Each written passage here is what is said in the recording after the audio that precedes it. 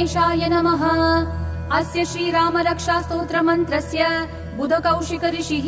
श्री सीतारामचन्द्रो देवता अनुष्ठुप् छन्दः सीता शक्तिः श्रीमद् हनुमान कीलकम् श्रीरामचन्द्र प्रीत्यर्थे जपे विनियोगः। अथ ध्यानम्। ध्यायेदाजानुबाहुम् धृतशरधनुषम् बद्ध पद्मासनस्थम् पीतम् वासोऽवसानम् नवकमलदल स्पर्धि नेत्रम् प्रसन्नम् वामाङ्कारूढ सीता मुखकमलमिलल्लोचनम् नीरदाभम् नानालङ्कार दीप्तम् ददतमुरुजटा मण्डलम् रामचन्द्रम्। स्तोत्रम् चरितम् रघुनाथस्य शतकोटि प्रविस्तरम् एकैकमक्षरम् पुंसाम् महापातकनाशनम् ध्यात्वा नीलोत्पल श्यामम् रामम् राजीवलोचनम् जानकी लक्ष्मणोपेतम् जटा मुकुटमण्डितम् सासीतूर्णधनुर्बाणम् पाणिम् नक्तञ्चरान्तकम् स्वलीलया जगत्रातुम् आविर्भूतमजम् विभुम् राम रक्षाम् पठेत् प्राज्ञः पापग्निम् सर्वकामदाम् शिरो मे राघवः पातु भालम् दशरथात्मजः कौसल्येयो दृशो पातु विश्वामित्र प्रिय श्रुति घ्राणम् पातु मुखत्राता मुखम् सौमित्रिवत्सलः जिह्वाम् विद्यानिधि पातु कण्ठम् भरतवन्दितः स्कन्धौ दिव्यायुधः पातु भुजौ भग्नेश कर्मुकः करौ सीतापति पातु हृदयम् जामदग्नजित् मध्यम् पातु खरध्वंसी नाभिम् जाम्बवदाश्रयः सुग्रीवेशः कटिः पातु सक्थिनी हनुमत्प्रभुः ऊरू रघुत्तमः पातु रक्षः कुलविनाशकृताः जानुनी सेतु कृत् पातु जङ्घे दशमुखान्तकः पादौ विभीषणः श्रीधः पातु रामोऽखिलम् वपुः एताम् रामबलोपेताम् रक्षान्यः सुकृती पठेत् सचिरायु सुखी पुत्री विजयी विनयी भवेत् पाताल भूतल व्योमचारिणश्छद्मचारिणः न द्रष्टुमपि शक्तास्ते रक्षितम् राम नामभिः रामेति रामभद्रेति रामचन्द्रेति वा स्मरन् नरौ न लिप्यते पापैर्भुक्तिम् मुक्तिम् च विन्दति जगज्जैत्रैकमन्त्रेण राम नाम्नाभिरक्षितम् यः कण्ठे धारयेत् तस्य करस्था सर्वसिद्धयः वज्रपञ्जर नामेदम् यो राम कवचम् स्मरेत् अव्याहताज्ञाः सर्वत्र लभते जयमङ्गलम् आतिष्ठवान् यथा स्वप्ने राम रक्षामि माम् हरः तथा लिखितवान् प्रातः प्रबुद्धो बुधकौशिकः आराम कल्पवृक्षाणाम् विराम सकलापदाम् अभिराम श्रीलोकानाम् राम श्रीमानसनः प्रभुः तरुणौ रूप सम्पन्नौ सुकुमारौ महाबलौ पुण्डरीक विशालाक्षौ चीरकृष्णाजिनाम्बरौ फलमूलाशिनौ दान्तो तापसौ ब्रह्मचारिणौ पुत्रौ दशरथस्यैतौ भ्रातरो राम लक्ष्मणौ शरण्यौ सर्वसत्त्वानाम् श्रेष्ठौ सर्वधनुष्मताम् रक्षः कुलनिहन्तारौ त्रायेत्तान्नो रघुत्तमौ आत्तः सज्ज धनुषा विशुस्पृशा वक्षयाशु गनिशङ्गसङ्गिनौ रक्षणाय मम राम लक्ष्मणावकृतः पथि सदैव गच्छताम् सन्नदः कवची खड्गी चाप बाणधरो युवा गच्छन् मनोरथोऽस्माकम् रामः पातु स लक्ष्मणः रामो दाशरथी शूरो लक्ष्मणानुचरो बली काकुत्स्थः पुरुषः पूर्णः कौसल्येयो रघुत्तमः वेदान्त वेद्यो यज्ञेश पुराण पुरुषोत्तमः जानकी वल्लभः श्रीमान् अप्रमेय पराक्रमः इत्येतानि जपेन्नित्यम् मद्भक्तः श्रद्धयान्वितः अश्वमेधाधिकम् पुण्यम् सम्प्राप्नोति न संशयः रामम् दुर्वादलश्यामम् पद्माक्षम् पीतवाससम् स्तुवन्ति नामभिर्दिव्यैर्न ते संसारिणौ नरः रामम् लक्ष्मणपूर्वजम् रघुवरम् सीतापतिम् सुन्दरम् काकुत्स्थम् करुणार्णवम् गुणनिधिम् विप्रप्रियम् धार्मिकम् राजेन्द्रम् सत्यसन्धम् दशरथतनयम् श्यामलम् शान्तमूर्तिम् वन्दे लोकाभिरामम् रघुकुलतिलकम् राघवम् रावणारिम् रामाय रामभद्राय रामचन्द्राय वेधसे रघुनाथाय नाथाय सीतायाः पतये नमः श्रीराम राम रघुनन्दन राम राम श्रीराम राम भरताग्रज राम राम श्रीराम राम रणकर्कश राम राम श्रीराम राम शरणं भव राम राम श्रीरामचन्द्र चरणौ मनसा स्मरामि श्रीरामचन्द्र चरणौ वचसा गृह्णामि श्रीरामचन्द्र चरणौ शिरसा नमामि श्रीरामचन्द्र चरणौ शरणं प्रपद्ये माता रामो मत्पिता रामचन्द्र स्वामी रामो मत्सखा रामचन्द्रः सर्वस्वं मे रामचन्द्रो दयालु ज्ञानं जाने नैव जाने न जाने दक्षिणे लक्ष्मणो यस्य वामे च जनकात्मजम् पुरतो मारुतिर्यस्य तं वन्दे रघुनन्दनम् लोकाभिरामं रणरङ्गधीरं राजीवनेत्रं रघुवंशनाथं कारुण्यरूपं करुणाकरं तं श्रीरामचन्द्रं शरणं प्रपद्ये मनोजवं मारुततुल्यवेगं जितेन्द्रियं बुद्धिमतां वरिष्ठं वातात्मजं वानरयूथमुख्यं श्रीरामदूतं शरणं प्रपद्ये कूजन्तं राम रामेति मधुरं मधुराक्षरम् आरुह्य कविताशाखां वन्दे वाल्मीकिकोकिलम् आपदामप तापहर्तारं दातारं सर्वसम्पदाम् लोकाभिरामं श्रीरामं भूयो भूयो नमाम्यहम् भर्जनं भवबीजानाम् अर्जनं सुखसम्पदाम् तर्जनं यमदूतानां राम रामेति गर्जनम् रामो राजमनिः सदा विजयते रामं रमेशं भजे रामेणाभिहता निशाचर चमू रामाय तस्मै नमः रामान्नास्ति परायणं परतरं रामस्य दासोऽस्म्यहम् रामे चित्तलयः सदा भवतु मे भो राम मामुद्धराः श्रीराम राम रामेति रमे रामे मनोरमे सहस्रनाम तत्तुल्यं राम नाम वरानने श्रीराम राम रामेति रमे रामे मनोरमे सहस्रनाम तत्तुल्यं राम नाम वरानने श्रीराम राम रामेति रमे रामे मनोरमे सहस्रनाम तत्तुल्यं राम नाम वरानने इति श्रीबुधकौशिक विरचितं श्रीराम रक्षास्तोत्रं सम्पूर्णम्।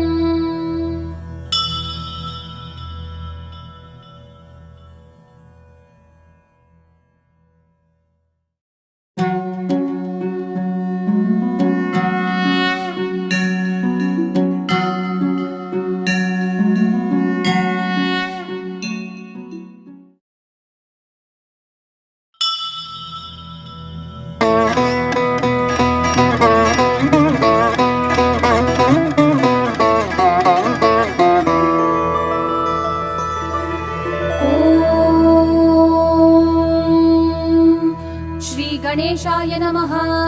अस्य श्रीराम रक्षा स्तोत्र मंत्रस्य बुधकौशिक ऋषिः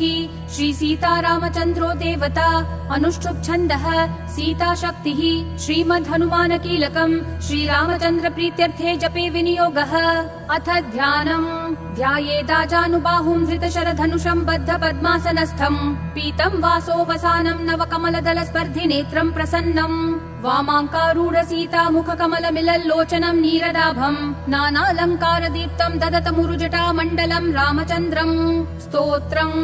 चरितं रघुनाथस्य शतकोटि प्रविस्तरम् एकैकमक्षरं पुंसां महापातकनाशनम् ध्यात्वा नीलोत्पल श्यामं रामं राजीवलोचनं जानकी लक्ष्मणोपेतं जटा मुकुटमण्डितम् सासीतूर्ण धनुर्बाणं पाणिं नक्तञ्चरान्तकम् स्वलीलया जगत्रातुम् आविर्भूतमजं विभुम् राम रक्षां पठेत् प्राज्ञः पापग्निं सर्वकामदाम् शिरो मे राघवः पातु भालं दशरथात्मजः कौसल्येयो दृशो पातु विश्वामित्र प्रिय श्रुति घ्राणं पातु मुखत्राता मुखं सौमित्री वत्सलः जिह्वां विद्यानिधि पातु कण्ठं भरतवन्दितः स्कन्धौ दिव्यायुधः पातु भुजौ भग्नेश कर्मुकः करौ सीतापति पातु हृदयं जामदग्नजित् मध्यं पातु खरध्वंसी नाभिं जाम्बवदाश्रयः सुग्रीवेश कटि पातु सक्थिनी हनुमत् प्रभुः ऊरु रघुत्तम पातु रक्षः कुल विनाश कृताः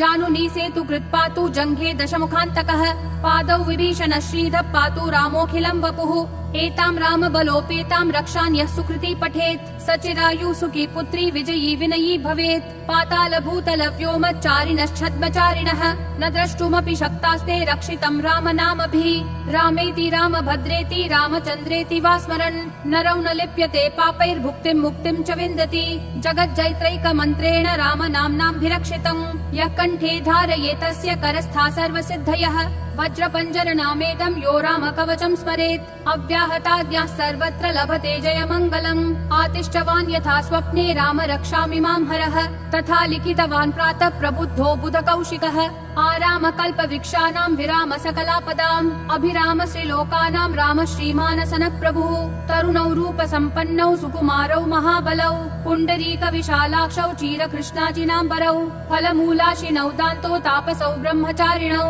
पुत्रौ दशरथस्यैतौ भ्रातरो राम लक्ष्मणौ शरण्यौ सर्वसत्त्वानां श्रेष्ठौ सर्वधनुष्मताम् रक्षः कुल निहन्तारौ त्रायेत्तान्नो रघुत्तमौ आत्तः सज्ज धनुषा विशुस्पृशा वक्षयाशु गनिशङ्ग संगिनौ रक्षणाय मम राम लक्ष्मणावगतः पथि सदैव गच्छताम् सन्नदः कवची खड्गी चाप बाणधरो युवा गच्छन् मनोरथोऽस्माकं रामः पातु स लक्ष्मणः रामो दाशरथी शूरो लक्ष्मणानुचरो बली काकुत्स्थः पुरुषः पूर्णः कौसल्येयो रघुत्तमः वेदांत वेद्यो यज्ञेश पुराण पुरुषोत्तमः जानकी वल्लभ श्रीमान् अप्रमेय पराक्रमः इत्येतानि जपेन् नित्यं मद्भक्तः श्रद्धयान्वितः अश्वमेधाधिकं पुण्यं सम्प्राप्नोति न संशयः रामं दुर्वादलश्यामं पद्माक्षं पीतवाससं स्तुवन्ति नामभिर्दिव्यैर्न ते संसारिणौ नरः रामं लक्ष्मणपूर्वजं रघुवरं सीतापतिं सुन्दरं काकुत्स्थं करुणार्णवं गुणनिधिं विप्रप्रियं धार्मिकं राजेन्द्रं सत्यसन्धं दशरथतनयं श्यामलं शान्तमूर्तिं वन्दे लोकाभिरामं रघुकुलतिलकं राघवं रावणारिं रामाय रामभद्राय रामचन्द्राय वेधसे रघुनाथाय नाथाय सीतायाः पतये नमः श्रीराम राम रघुनन्दन राम राम श्रीराम राम भरताग्रज राम राम श्रीराम राम रणकर्कश राम राम श्रीराम राम शरणं भव राम राम श्रीरामचन्द्र चरणौ मनसा स्मरामि श्रीरामचन्द्र चरणौ वचसा गृह्णामि श्रीरामचन्द्र चरणौ शिरसा नमामि श्रीरामचन्द्र चरणौ शरणं प्रपद्ये माता रामो मत्पिता रामचन्द्र स्वामी रामो मत्सखा रामचन्द्रः सर्वस्वं मे रामचन्द्रो दयालु ज्ञानं जाने नैव जाने न जाने दक्षिणे लक्ष्मणो यस्य वामे च जनकात्मजं पुरतो मारुतिर्यस्य तं वन्दे रघुनन्दनं लोकाभिरामं रणरङ्गधीरं राजीवनेत्रं रघुवंशनाथं कारुण्यरूपं करुणाकरं तं श्रीरामचन्द्रं शरणं प्रपद्ये मनोजवं मारुततुल्यवेगं जितेन्द्रियं बुद्धिमतां वरिष्ठं वातात्मजं वानरयूथमुख्यं श्रीरामदूतं शरणं प्रपद्ये कूजन्तं राम रामेति मधुरं मधुराक्षरम् आरुह्य कविताशाखां वन्दे वाल्मीकिकोकिलम् आपदामपहर्तारं दातारं सर्वसम्पदां लोकाभिरामं श्रीरामं भूयो भूयो नमाम्यहम् भर्जनं भवबीजानाम् अर्जनं सुखसम्पदां तर्जनं यमदूतानां राम रामेति गर्जनं रामो राजमनिः सदा विजयते रामं रमेशं भजे रामेणाभिहता निशाचर चमू रामाय तस्मै नमः रामान्नास्ति परायणं परतरं रामस्य दासोऽस्म्यहम् रामे चित्तलयः सदा भवतु मे भो राम मामुद्धराः श्रीराम राम रामेति रमे रामे मनोरमे सहस्रनाम तत्तुल्यं राम नाम वरानने श्रीराम राम रामेति रमे रामे मनोरमे सहस्रनाम तत्तुल्यं राम नाम वरानने श्रीराम राम रामेति रमे रामे मनोरमे सहस्रनाम तत्तुल्यं राम नाम वरानने इति श्रीबुधकौशिक विरचितं श्रीराम रक्षास्तोत्रं सम्पूर्णम्।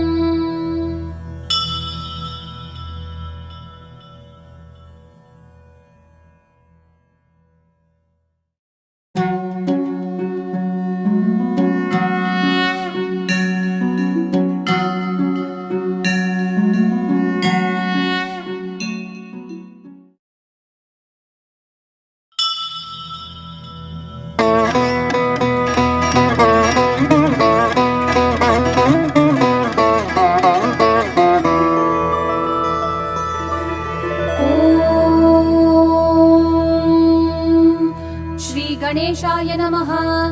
अस्य श्रीराम रक्षा स्तोत्र मंत्रस्य बुधकौशिक ऋषिः श्री सीतारामचन्द्रो देवता अनुष्ठुप् छन्दः सीता शक्तिः श्रीमद् हनुमान कीलकम् श्रीरामचन्द्र प्रीत्यर्थे जपे विनियोगः। अथ ध्यानम् ध्यायेदाजानुबाहुं धृतशरधनुषं बद्ध पद्मासनस्थम् पीतं वासो वसानं नवकमलदल स्पर्धि नेत्रं प्रसन्नम् वामाङ्कारूढ सीता मुख कमल मिलल्लोचनं नीरदाभम् नानालङ्कार दीप्तं ददतमुरुजटा मण्डलं रामचन्द्रम् स्तोत्रम् चरितं रघुनाथस्य शतकोटि प्रविस्तरम् एकैकमक्षरं पुंसां महापातकनाशनम् ध्यात्वा नीलोत्पल श्यामं रामं राजीवलोचनं जानकी लक्ष्मणोपेतं जटा मुकुटमण्डितम् सासीतूर्ण धनुर्बाणं पाणिं नक्तं चरान्तकम् स्वलीलया जगत्रातुम् आविर्भूतमजं विभुम् राम रक्षां पठेत् प्राज्ञः पापग्निं सर्वकामदां शिरो मे राघवः पातु भालं दशरथात्मजः कौसल्येयो दृशो पातु विश्वामित्र प्रिय श्रुति घ्राणं पातु मुखत्राता मुखं सौमित्रिवत्सलः जिह्वां विद्यानिधि पातु कण्ठं भरतवन्दितः स्कन्धौ दिव्यायुधः पातु भुजौ भग्नेश कर्मुकः करौ सीतापति पातु हृदयं जामदग्नजित् मध्यं पातु खरध्वंसी नाभिं जाम्बवदाश्रयः सुग्रीवेशः कटिः पातु सक्थिनी हनुमत् प्रभुः ऊरु रघुत्तमः पातु रक्षः कुल विनाशकृताः